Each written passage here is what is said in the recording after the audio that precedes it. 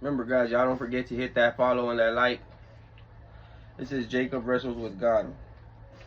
The same night he arose and took his 2 wives, his 2 female servants, and his 11 sons, and crossed over the ford of the Jabbok. He took them and sent them across the stream along with all that he had. Jacob was left alone, and a man wrestled with him there until daybreak. When the man saw that he did not prevail against Jacob, he touched the socks of his thigh, and he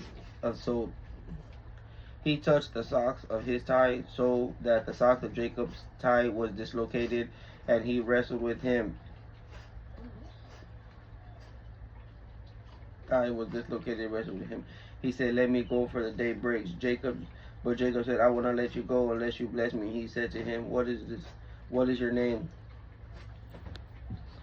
Then he said, "Jacob." The man said, "Your name will no longer be called Jacob, but Israel, for you have fought with God, and with men you have prevailed." Then Jacob asked him, "Tell me, I pray you, your name."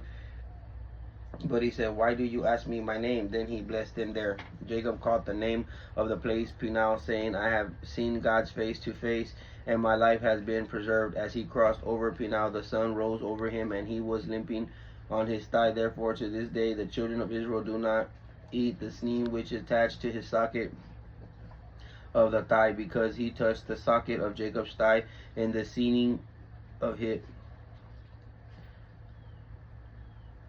So now this is Jacob meets his son. Then Jacob looked up and saw his son coming, 400 men with him. So he divided the children among Leah, Rachel, and 2 female servants. She put the female servants and the children in front of Leah, and her children next. Then Rachel and Joseph last.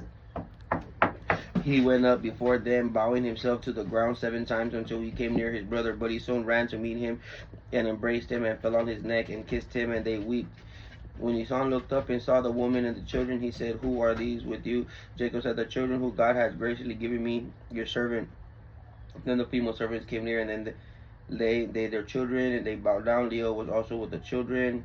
She came near and bowed themselves. Afterward, Joseph and Rachel came near, and they bowed themselves. His son said, "What do you mean by all this company that I meet?" Jacob answered, "These are to find favor in the sight of my Lord." His son said, "I have enough, my brother. Keep what you have for yourself." Jacob said, "No, I pray you, if I have not found favor in your sight, that you receive my gift from my hand, for I have seen your face, and it is as thought I have seen the face of God. With you having receiving me favorably, please take my blessings that I brought through to you, because God has dealt graciously with me, and because I have plenty." So he urged him, and he took it. Then he said, "Let this journey of our way, and I will go ahead for you." But Jacob said to him, "My Lord knows that the children are weak, and the flocks and herds with young are with me, and if they are divided too hard one day, all the flocks will die. Please let my Lord pass over before his servants, and I will lead on slowly according to the peace of the livestock that goes before me, and the peace that the children will be able to endure until I come, my Lord, at Seir."